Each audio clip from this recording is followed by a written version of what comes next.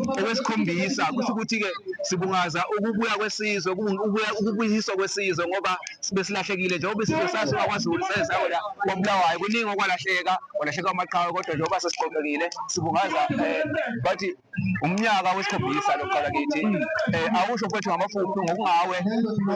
sakubona futhi ngaphambilini ukwafika dadada laphana koBulawayo emzini omkhulu okuyisona isizwe samzilikazi esithe khona Gwaqa. Uthini namhlanje njengoba silapha siseGoli iseNingizimu Afrika,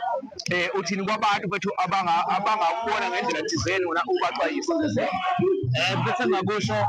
sengizophetha mfethu ukuthi kuyajabulisa lokho esikubona kwenzeka uma kuvuselwa amasiko ukuthi masibona izwe efana nani